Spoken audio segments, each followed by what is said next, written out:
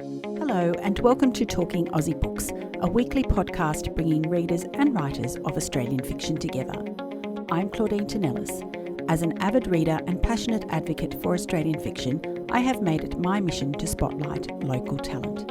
So if you're looking for your next read or simply want to learn more about the Australian literary scene, this podcast is for you. Grab yourself a cuppa, sit back and relax. The idea that we should grow old gracefully, particularly that women should grow old gracefully, is a theme that often appears in contemporary fiction. A theme which, now that I'm in my mid-50s, listeners, I'm more and more intrigued by. Joanna Nell, best-selling Australian author of novels that include The Single Ladies of Jacaranda Retirement Village, The Great Escape from Woodlands Nursing Home, and Mrs. Winterbottom Takes a Gap Year, amongst others, has explored this theme to great effect. And so has my next guest author, Rachel Fox McLeod, with her brilliant, insightful, and highly entertaining debut novel, Disgraceful. Published by Simon Schuster, Disgraceful is the story of a devoted wife and mother, 49-year-old Grace Miller, whose marriage unexpectedly implodes, and the unorthodox manner in which she chooses to reclaim herself in the days, weeks, and months that follow. It's messy, funny, complicated, raw, unflinching, and a bloody good read. And I'm thrilled to have the opportunity to chat with Rachel about it on the podcast today. Welcome, Rachel. Thanks so much for having me, Claudine. It's a pleasure. Now, congratulations on the book. How does it feel to see your work out in the world? It's a little bit surreal, actually. The day it was published, I had the day off work and popped into the city to go around bookstores and see if I could find it. And it was just so thrilling to see it on the shelf. I think the thing that was most thrilling, oddly, was I headed down to Sydney and Canberra just recently and going through Brisbane Airport and then Sydney Airport, and every single bookshop in the airports had it front and centre and piles of it. And honestly, I nearly cried. It's been a long time coming. So yeah, it's very exciting. And what is the best feedback that you've had so far about the novel? Oh, gosh, there's been so many different ones that have been amazing. I think someone said to me it was such a real exploration of the quiet violence of being a good girl, that it made them laugh, it made them cry. They immediately wanted to read it again the second they closed it, because they felt like they hadn't gotten everything they needed from it. So it's been everything from laughter to tears. And that's what I wanted, to make people laugh, to make them feel something deeper. Yeah, tears are always good. If you can get some crying as they're reading the book, you know you've hit the right emotions. Yeah, fantastic. Now, Rachel, you're no stranger to the writing world. You've been a successful screenwriter with film and TV credits that included Wanted, The Mako Mermaids, and The Bachelor. You're also an award-winning fiction writer, having won the Josephine Ulrich Literature Prize and the Griffith Review Emerging Writers Prize. But this is your first novel, your first published novel. Can you tell me about your journey to publication? Had you been working on this novel for a while? I started working on this particular novel in 2020. When I first started working on it, it was as a television pilot. That's how it started. But it's not the first book I've written. I think I have 3.5. There's one that's very much not finished, that's tucked away. But it's the third full novel that I've completed. But yes, it's the first that's been traditionally published. So yeah, it's been quite a long journey. I mean, I started writing when I was a kid, and I did always think I was going to be a writer. I loved books. You could always find me underneath the kitchen table reading, just with my nose stuck in a book while all the other kids were playing around me. So books were really my complete world, just storytelling. And I grew up around the film industry. So my dad and my uncles and my mum and my nan all worked at the film studios in Boreham Wood in the UK. So I grew up loving film, loving story, loving books. I did. I thought I was going to be a writer. I thought it would just be that journey all the way through. And then when I was a teenager, I found music. I mean, I had always loved music, but I started singing and I was in choirs. And then I got into my first band when I was about 15. And that was it for a couple of decades, really, because I was working in cover bands and I was touring and I was doing some songwriting, and I thought I was going to be the next Madonna. Clearly, I'm not the next Madonna. That didn't quite happen for me. But I had my daughter during that time, and music was, anything becomes just another job, and was working in retail as well. And I had my daughter was small, and I was a single mum. And I remember thinking, is is this all life's going to be, working in retail and doing the occasional singing gig? So I decided to go to uni. I hadn't been to uni at that stage. So I went to university when I was 30. I was initially going to be an English and music teacher and switched my degrees pretty quickly because it didn't feel like the right fit. And so I was studying journalism and public relations. And I missed out on one of the courses I wanted to do, literally my first semester. So I chose an elective just for fun, and it was creative writing. If I had to pinpoint a moment where my life went off on a different trajectory or back onto the right trajectory, maybe, it was that moment because I just fell back in love with writing in that class. And the short story I wrote in that class won a competition with New Idea magazine. And I thought, I can really do this. So that would have been in 2004, 22 years ago. And I started writing my first novel maybe a few years after that. And, it's been rounds of submitting and rejection and submitting and rejection and writing something else. And I started working in film and TV during that time. So it's been, yeah, a 22-year journey, really, from that sliding doors moment, I guess. And you mentioned earlier, and certainly before we started recording, you talked a little bit about it, but Disgraceful began, well, you were writing it as a TV series, and we can talk a little bit more about that later. But I wanted to know, when did you first think that you might be onto something with this story? Was there a moment when you thought this might be the one? I think it wasn't actually until I switched to writing the novel. As I said, it started as a TV pilot. And when I decided to switch, the story was only up to maybe one of the inciting incidents in the novel, because there's a kind of a couple group together. And it wasn't until I switched to the novel and I had to rewrite that part of the story in prose, and I was able to go so much deeper.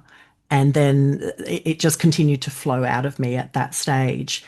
Every time I read it back, and I had some feedback from a couple of writer friends, and I thought, I really think this might be the one.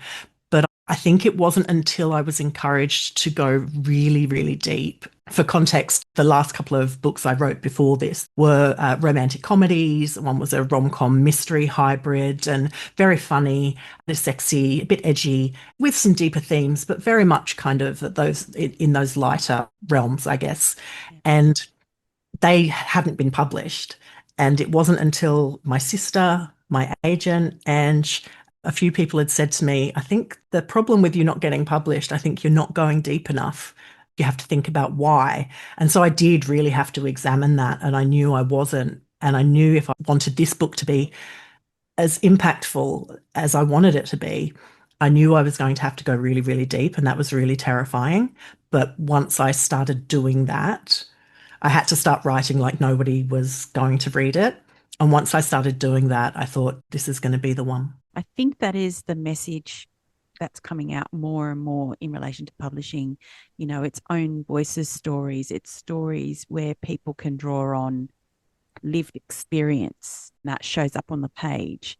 And they're the stories that seem to be landing well with Yeah. readers at the moment. And I'm loving that, really loving that. Yeah, me too. I've given a fairly sort of broad outline of what Disgraceful is about, Rachel, but I wondered if you could tell us more about Grace's story and where the idea first came from. The idea first came from my own life imploding in spectacular fashion. So the initial idea, I don't think I realized at that stage how deep it was going to go and what Grace's story really was. I mean, you discover these things in the writing often. I'd gotten divorced. I had ended up back in Brisbane. I'd been living on the Gold Coast with my ex-husband, and I'd had to leave my job. And so everything really just imploded. And the year following that, I had PTSD, and I was just trying to, I guess, keep putting one foot in front of the other, try and put my life together. But it was a mess. And I was a mess. I was not in a good place. And so I was going out a lot with a couple of friends. I was 45 at the time, so not, not a 25-year-old going out partying, 45-year-old going out partying, making a mess of things. I was I got on the dating apps far too early, and that was not a great experience. Lots of great stories from that time. So it initially came from that. It was about a year after that. I was in New York and I was feeling better, and I thought, this is my life reboot trip. I'm going to go to New York. I've always wanted to visit New York. And this is the beginning of the rest of everything. This is like hitting the reset button. And I'd been there less than 24 hours. I'd had a wonderful day in Times Square and Central Park, and I'd gotten back to my hotel. I'm probably going to reveal a little bit much here, but I'll keep it PG. I went up to my room, had a shower, and I thought, I'm still wired. It was like, I had jet lag, so I was awake at the wrong time. I got myself all dressed up and had a lovely flirtation with the youngish, he would have been about 30, bartender at the hotel. And I was thinking, I'm living my best life, finally feeling really, really good. Went back up to my room to go to sleep, and my daughter FaceTimed me from Australia. She was 22 at the time. And that was when she told me from the other side of the world that I was going to be a grandmother, that she was pregnant.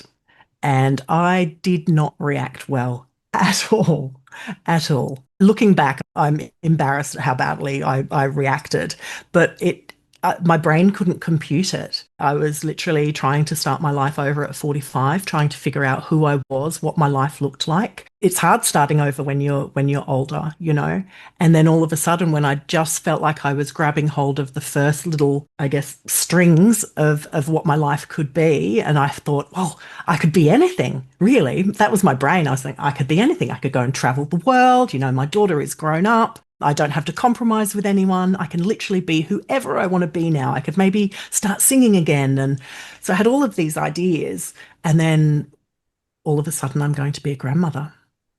And it just made me think, who am I supposed to be now?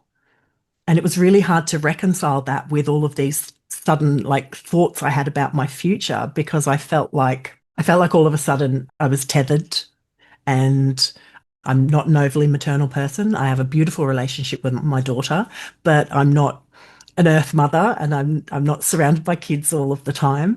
And so I just thought, I don't know how to do this. I just don't know how to do this. But because it wasn't my choice, like when you're having a baby, it was a choice that was being made for me, and I felt like society would expect me to be a certain way, that society would expect me to stop misbehaving or stop doing this, or wear cardigans, because when you think of the word grandma, you think of an old lady. So yeah, I didn't react well. So when I got home, I kind of put all of those pieces together. I'd already been thinking about writing something around the mess of my life after my divorce. And then this was the cherry on top. I was like, okay, this adds this whole other level of, layer of conflict for a story, and it could be really, really interesting. So that's where it came from. And then it became even more from there than what I expected it to be. And I can see that you've weaved some of those experiences that you've just mentioned into Grace's story. Look, we get a sense early on when we meet Grace that being Grace Miller, the evangelical church leader's wife and role model, doesn't exactly come naturally to her. We get the sense that she's worked really hard to cultivate this image, but there's a lot that's missing from her life. And so when her husband Daniel ends the marriage really unexpectedly to be with his much younger girlfriend, I think it's fair to say that Grace is really shocked out of this controlled existence, isn't she? Yeah, yeah, for sure.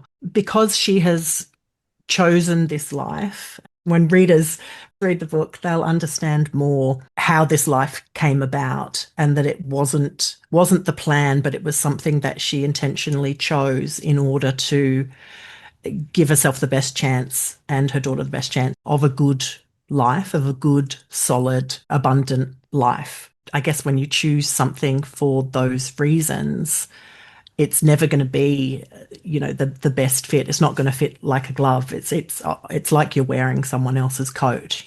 So yeah, so when it does all fall to pieces, she's kind of forced to reconcile that choice and look at the things that are missing, and at who she thought she was, who she shaped herself into, and whether that's who she wants to be anymore, because it's like wearing someone else's coat, and sometimes, it doesn't fit and you have to take it off. Almost overnight, she morphs into somebody else and possibly, a truer version of herself. And to do that, she creates this list. Yeah. So, can you tell us about this list and how does it come about? The list is a suggestion from her friend, but obviously it seems like a good idea. It's what's the best way to shake up your life if you've never really done anything. If you've been with the same person since you were 18, from a sexual perspective, you're quite sexually inexperienced, but there are other things as well. It's really the fact that she's been on her best behavior. So the list is not so much a bucket list, but it's because she's been on her best behavior, she's never set a foot wrong. It's more about looking at making bad decisions. So the list is specifically a list of what would be considered bad decisions by anyone at the church, by her ex-husband, by quite conservative people. Like, everyone has a different idea of what's bad and what's good. So some people might read some of the things on the list and think, oh, that doesn't seem like that bad a decision. But when you've lived quite a cloistered life, I think there's many more things that could be considered a bad decision. So I very much wanted her, you said before that she morphs overnight into a different person, and she does to an extent, but I wanted to be really careful that it's hard to do that. When you've lived a certain life and you've lived as a particular kind of person, your personality can't just change overnight. So let's just say she finds a way, because obviously you can't just change your personality overnight. So a lot of these things are way outside her comfort zone. There's a particular way that she chooses to tackle this list that kind of gets around that psychological idea of, I have to be a brand new person. So she manages to step her way through the list because of this, I guess, deal she makes with herself, in the hope that the process of doing the things on the list will eventuate into her becoming a different person, or becoming who she always should have been. And whether or not that actually does happen, or in that way, I will leave that up to readers to find out. The way that it's couched in the book is 50 bad decisions before she turns 50. Yes, that's right. Grace likes to have parameters. She's a perfectionist. She likes things to be a particular way because that's the way she's always lived. I won't go into too much, so it's not spoilers, but the list is, it's a year away. She just turned 49. The way she constructs the list with her friend, I think if anyone's worked in a corporate job, they would have heard of SMART goals. Specific, measurable, achievable, realistic, and timely. Okay, so that's kind of the way she tackles it. So the 50 by 50. Okay, well, 50. I think if it was less than that, it wouldn't feel like she was doing enough. If it was more than that, whoa, that's kind of a bit too much. Just setting herself up for failure. And timely, 50th birthday. So that's kind of how she tackles it. And 50 by 50 has a great ring to it. Yeah, fantastic. So high on this list, Rachel, for Grace, are various sexual experiences, especially given her limited exposure over the course of her marriage. As you said earlier, she's had only one relationship and one partner, but not all of the experiences on that list are of a sexual nature. But I wondered why, like, giving Grace these experiences was something you wanted to explore in the novel, rather than, say, joining a book club or doing Zumba, for example. I think, initially in the story, it comes about because her friend realizes she's only ever been with one person. So it's kind of an idea for her to broaden her horizons, so to speak. When I was digging into it, because I really didn't want it to be the kind of book that's just, older lady goes out and has sex with a bunch of younger guys and gets drunk and woohoo, that kind of book. That is not what this book is at all. But the sexual experiences, I think the reason they were so important is because she has lived such a cloistered life, it feeds into the idea of being a good girl. So when we talk about in society, if you're a good girl or a bad girl, there's this idea that a woman who is sexually liberated is somehow less worthy. There's various slurs that get bandied around for women who are sexually experienced. And I have always, since I was really, really young, hated that idea and not been able to understand that idea. And it's very, very one-sided. So I think because her journey through this book, and you probably would have picked up on the correlation between obviously the title and her name, and it works on several levels. She's unpicking who she was to find out who she is. But there's a passage in the Bible that actually talks about a woman who is lazy, who is answers back to her husband, who is sexually wanton, etc., is a disgraceful woman. So there's this idea of a woman being disgraceful by being either slovenly or sexually wanton. And I just wanted to break that open. So I think her idea of going through these sexual experiences is also, I think there's part of her that wants to be the kind of woman who is liberated by sexual expression. And whether she ends up finding that or not, I'll leave that up to the reader to find out. But I think she's just wanting to explore what is out there. And there's part of her that really is just trying to buck against all of these constraints that have not only been put on her, and some that she's put on herself, but also the constraints that are put on women in general in society. So there's this idea that we're supposed to grow old gracefully as well. She is absolutely not growing old gracefully. And I say this about myself. I am not growing old gracefully. I am growing old disgracefully as possible. And I just think it's the word that gets targeted at women quite a lot, far more than men with their behaviour, that we're supposed to be good, we're supposed to be polite, we're supposed to be chaste, we're supposed to be soft, kind, accommodating, all of those things. And I just think it's rubbish. So I loved the idea of her just blowing all of that up. The sexual part of the list does take up a chunk of it. There are parts of it that are what she hoped, and then there are parts of it that are not what she hoped, which I guess is the reality of being out there and dating. So do you think there's a double standard, or do you still think that there's a double standard when it comes to women exploring their sexuality? Oh, absolutely. We try to say that there's not. A lot of men will try to say that there's no double standard anymore, but that's absolute rubbish. I mean, you see it all the time on forums or on social media, particular male influencers or commenters talking about body count, saying a woman has been run through. This judgment of if a woman is sexually experienced, that she's not wife material for a start off. She's probably not even relationship material.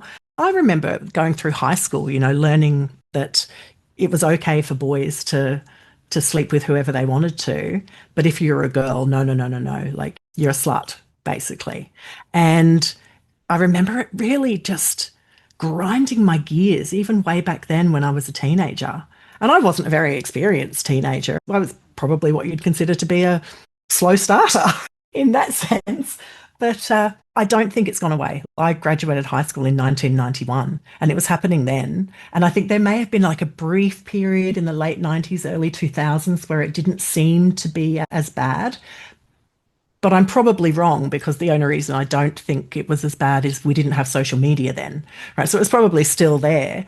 But you only have to get onto Instagram, TikTok. Like there are so many people that still have that idea, that somehow to be worth something as a woman, your sexual experience needs to be, this tiny. Because if you're more sexually liberated than that, there must be something wrong with you. You must be seeking something, trying to, fill a gap. It's very frustrating. And then obviously you've got the whole trad wife movement as well, this leaning towards a whole different way of being as a woman.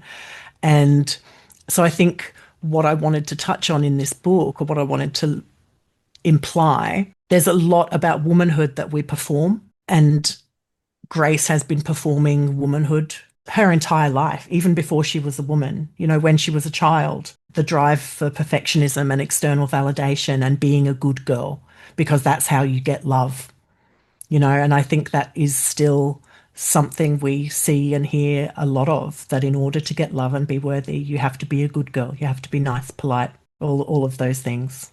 Talking about Grace's childhood, you've delved into some fairly serious themes in terms of Grace's upbringing. There's definitely trauma there, which we don't necessarily need to go into for the purpose of this discussion. But the way in which you've explored those issues in the book certainly helps us understand Grace and where life eventually took her, and especially her relationship with faith. Do you want to talk more about this and what Grace's faith and her relationship with Daniel gave her? Her relationship with faith is an interesting one because there were touches of it in her life as a child. So I'll just leave that bit there. But she didn't grow up particularly religious and probably was a little bit more free-spirited when she was younger. Faith came as part of the package with Daniel. So when I say she chose this particular life, she literally did choose this particular life and the things that came with it. And faith was a part of that. But much like myself, so I grew up Roman Catholic. I went to a Roman Catholic school and did my confirmation, all of that. But I very quickly realized that it wasn't for me and started seeking other things. Not so much that I thought religion was bad or that faith was bad, but I wasn't finding that it was the right fit for me. So over my lifetime, I've explored lots of different things and Buddhism and Wicca, and I'm fascinated by the idea of religion. I think this idea of human beings having this need to hold on to something larger than ourselves is really, like from the dawn of time, is really interesting. I'm very much one for thinking all religions or this idea of something bigger, whatever you choose to call it, I feel like it's all the same thing. It's all just a longing to know that we're part of something greater than ourselves. I'll leave that there. So Grace's faith becomes another part of this coat that she has put on. So because it came as part of the package with Daniel, and Grace is a perfectionist, and she decided when she committed to the life with Daniel that she was going to do the wife and mother thing perfectly, absolutely perfectly, with no missteps. And because she was so used to doing everything right and being perfect and doing that for the validation she got from it and receiving love, she took on all parts of that. And so she studied how to be the best Christian she possibly could be. But I guess when you immerse yourself so fully in something like that, I think you can't help but take a lot of it on. So while she does step away from things when her life implodes, there's a part of her that misses that faith, that having something to lean on, even if she realizes or knows that it was, never part of the plan initially, and it was just what kind of happened. She misses it when it's gone. So I think when you do step away from something like that, there's a need to fill it with something else. So there's a seeking for her of what do I have that's larger than myself to hold on to now, whether it's spirituality, whether it's family, whether it's just a knowing of herself.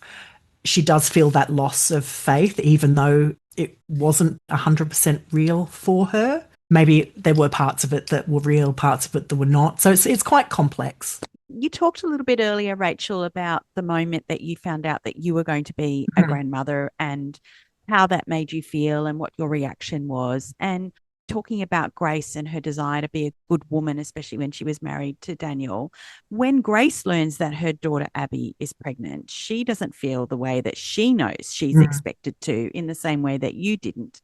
And I must admit that this was one aspect of Grace's story that truly resonated with me. And I think especially nowadays, when being a grandparent can often carry connotations or expectations of becoming a caregiver again, especially at a time when most people are looking to, expand their lives, not to shrink them down. That really, resonated with me. And I think that that's something that a lot of people are facing. They even say that, 50 is the new 40, that most people aren't ready to become grandparents at this age, are they? Yeah. No, my mum became a grandmother, or my mum and dad became grandparents quite early. My younger sister had her first son when she was in her late teens. And then I had my daughter when I was 22. And my mum had me when she was 18. So she was in her 40s. But I think it is quite different. Being in your 40s now is quite different to being in your 40s 20 years ago and 20 years before that. It is. 30 is the new 20, 40 is the new 30, 50 is the new, So women our age, or people our age, I won't just say women, once our children are grown, yeah, there is this sense that, well, I'm not dead yet. I've still got so much life ahead of me. I'm going to go and travel and I'm going to do this and I'm going to do this. I might go back to uni. It's no longer a case of when you become a grandparent, you're just at home knitting, ready to be babysitter every weekend. I really felt that myself. And this is one part of the book that Grace's reaction is very similar to mine. I mean, there is a lot of truth in this book. While it's not a memoir, there is a lot of myself in it, shaped and changed because Grace is not me and I'm not her. We have very different experiences with a lot of things, but her reaction to this was very similar. So I struggled with motherhood when my daughter was very small, the same way Grace struggled with her daughter. And it really is that sense of, oh no, it's happening again. If I didn't know how to do it the first time and I failed, or you have this feeling of failure that you maybe didn't get everything right, becoming a grandmother for me and for Grace feels like, because it's not your decision, a potential failure is being taken out of your hands. Like you don't have any choice. What if the baby doesn't love me? What if I don't know how to love the baby because I really struggled when my baby was small? When you're someone who is a perfectionist and has lived their whole life like that and really does not deal well with failure, especially with something so important as, family, I think that fear that this is going to happen all over again. I mean, I had postpartum. I only realized that years later, back then you kind of just got on with things. So there was a very real fear that I would feel those feelings again, that what if I just feel nothing? What if I don't know how to do this and I'm not good with failure? But there was also very much a feeling of what kind of person do I have to be now? Do I have to be someone completely different because grandmothers are supposed to cook lasagna and wear cardigans and do water aerobics and, be very sensible and not wear midriff tops or miniskirts and probably not be on Tinder. Not that those are important things, but you get my meaning. I was trying to discover life again. And I felt like the brakes were suddenly put on that. And I didn't know how to do that. And I will be honest, I felt resentful because I didn't have any choice over it. Grace's experience is very much the same. And I think people in the book, her family, feel like she's making it about her when her daughter having a baby shouldn't be about her. But I had this conversation with my own daughter that it is also about me as much as it is about her and her partner and the rest of the family, because it changes how society looks at me or what they expect from me. And it shouldn't. And I've since kind of realized that that doesn't have to be the case. But those are the fears that came up initially. I was like, I have to be a whole new person now. And if I'm not, if I don't live up to that ideal of what a grandmother is supposed to be, then I'm selfish. If I don't want to babysit all the time, then I'm selfish. If I want to go and travel the world, well, then I'm a terrible mother and a terrible grandmother, and I'm selfish because what kind of woman, what kind of mother goes off to the other side of the world and leaves her daughter with a small baby and not offering support? So there's this weight of expectation. And I know that probably does sound selfish to some people. I know there would be people out there who would be thrilled to find out they're going to be a grandmother and possibly can't understand why it was so hard to come to terms with. But you can't help the initial feelings that come up, and they come up for various reasons. I think there is so much expectation placed on women when it comes to family and the role they're supposed to play as daughter, as mother, as sister, or even, as friends. There's so much responsibility and expectation that's placed on us to be a certain way that it's crushing a lot of the time, and it doesn't really leave room for us to just be our authentic selves and be honest about what it is we really want. And we're allowed to say what we really want. Just because we're a mother or a grandmother doesn't mean we're not still a human being with needs and desires. And so, yeah, so it's very, very complicated. I'm still figuring it out. Grace is still figuring it out. I won't spoil the book, but Does she figure it out or not? Well, you'll have to read it and see. But I think very similar. It's not something that gets figured out very, very quickly. I have two beautiful granddaughters now, and I unfortunately live in a different state, so I only see them a couple of times a year. But I'm still figuring it out. You know, when I'm with them, I'm still like, oh, am I playing right? Am I doing the right grandmother kind of stuff? So yeah, it's a journey, and I think a lot of women and probably a lot of men, you know, our age as well, becoming a grandparent. I think it's quite different for men and women. We'll probably feel exactly the same. It's not that initial, immediate, oh, happy joy, joy. I'm going to start knitting booties and baking cakes. My mum was quite young when she had me. And so when I got married, she couldn't wait for me to announce that I was going to have a baby. Yet I feel almost like polar opposite ends of the spectrum when it comes to the prospect of becoming a grandparent. Like you, I have very complex feelings about not that it's on the horizon anytime Mm. soon for me, but I have complex feelings about that. And I think two things can be true at the same time. You can be happy for your, son or your daughter to Yeah. be moving into that phase of their life, but Mhm. also sad for you and grieve, the loss of the things and the opportunities that you hoped for yourself in this, new phase of your own life. I Yeah. think that both those things can be true at the same time. How you figure it out, how you balance those two sets of responsibilities, or, as you say, expectation, I think are completely different. But yeah, there's Yeah. definitely room for both and all of those feelings at the same time. Yeah, I think you're absolutely right. And I think that's what I was trying to articulate. You said it in so many less words than I did. But yeah, I guess it's just I am happy for my daughter, was happy for her. I was just freaking out for myself. And I think I just decided I was going to be the crazy grandmother that teaches my granddaughters about not conforming to fashion, being their own person, taking them to theatre shows and music concerts and, you know, taking them on trips. And they have another nana. And I am not called nana or grandma or nanny, but they do have a nana, my daughter's partner's mum, who is lovely and is quite happy to bake cakes and have her living room filled with toys and things like that. So I'm like, okay, well, you've got that nana. They call me Mimi, and Mimi will take you to New York once you're old enough. Oh, bless. I You love know. that.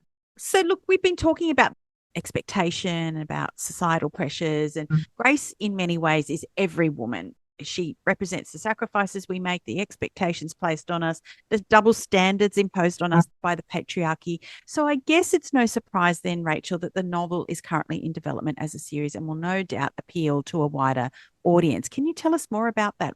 Well, when I say it's in development, it started as a television show. So I personally have been developing it, which is very different to, you know, a network. Because it started as a television show, it started as a television pilot. It was supported by Screen Queensland through a couple of labs, and I got to go overseas to the States and to the UK with it.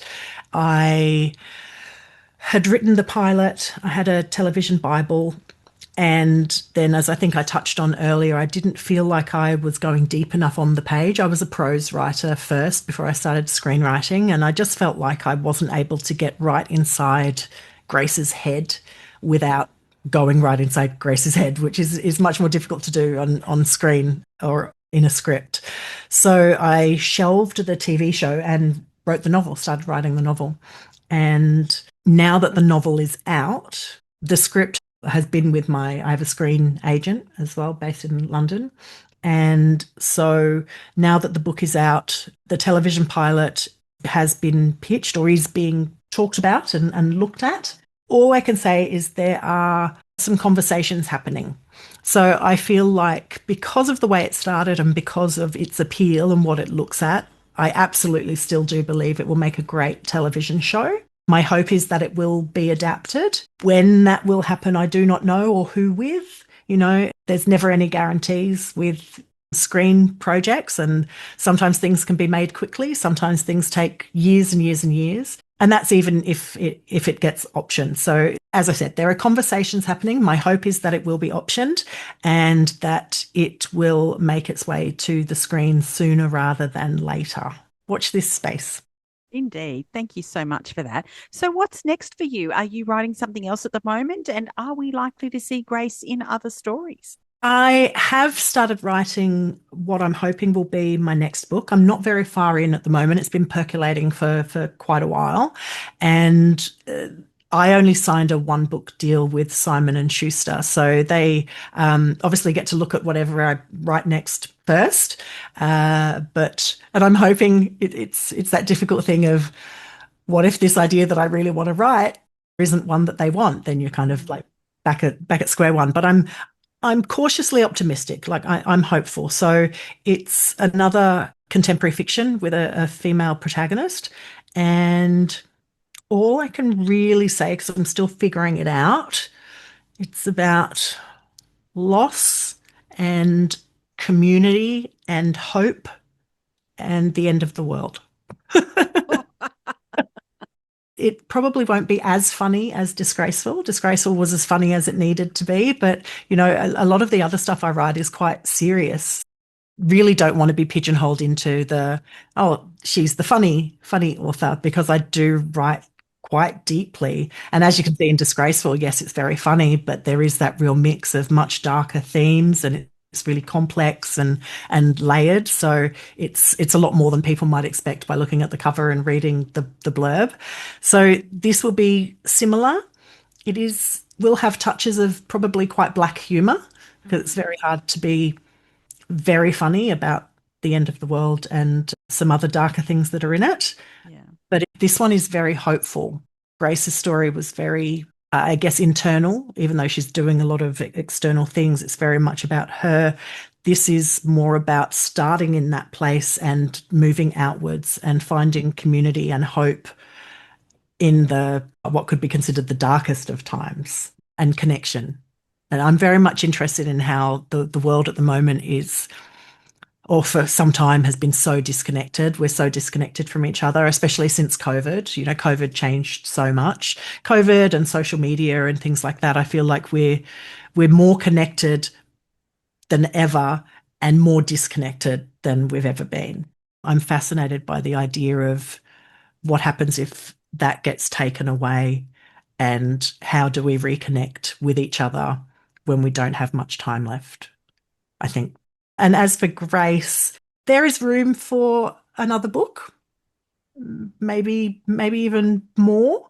I think I need a gap. I need a break from Grace for a while.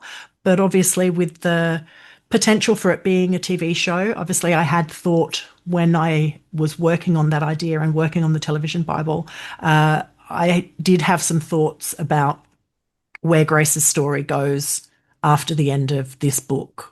What a season two or season three could look like. So obviously, what I thought about in those spaces could potentially make another book in a couple of years. Let's check in and see where Grace is at. Rachel, you might know that there are a lot of writers who listen to this podcast. And to Mhm. that end, I wondered if you had any tips that you might offer for those who are either sort of, looking to be published or just starting out. The biggest thing is just trust yourself and keep going. I think it's really easy to get disillusioned by the publishing process. There is a lot of rejection. You have to have a really thick skin. And obviously, it's been, like I said, a 22-year journey for me to get here with this book. And there were multiple times when I could have given up, when I thought, maybe I'm just not that good. Maybe I'm not good enough. Maybe my stories aren't good enough. And you have to allow yourself to have those little wallow moments. You will encounter rejection. Have your little wallow moment, and then put on, I don't know, Katy Perry, Raw, or something that'll get your blood pumping, and dance around the room to that, and then keep going, because you never know how close you are. You just don't know how close you are. If you just went just that little bit further, if you know it's what you're meant to do, and I think when you're a writer and it's really your passion and you're a storyteller, you know that's what you're put here to do. So just keep going, and also understand that being traditionally published isn't the only avenue.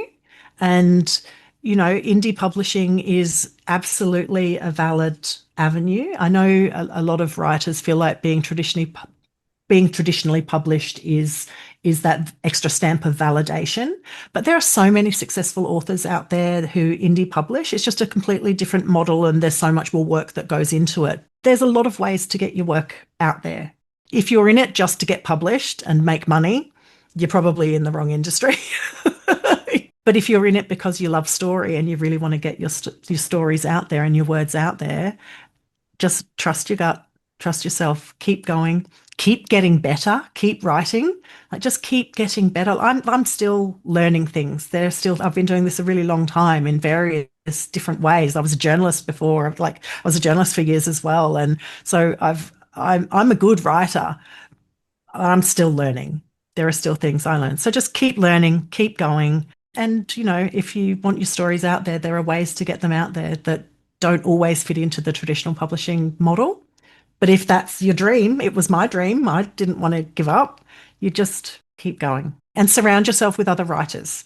Talk to other writers so you don't feel alone, and listen to podcasts like this. Such wise words, Yeah. Rachel. Thank you so very much for sharing that. And on that final note, I will say that I absolutely loved Disgraceful. Listeners, Thank I you. devoured it in pretty much one sitting.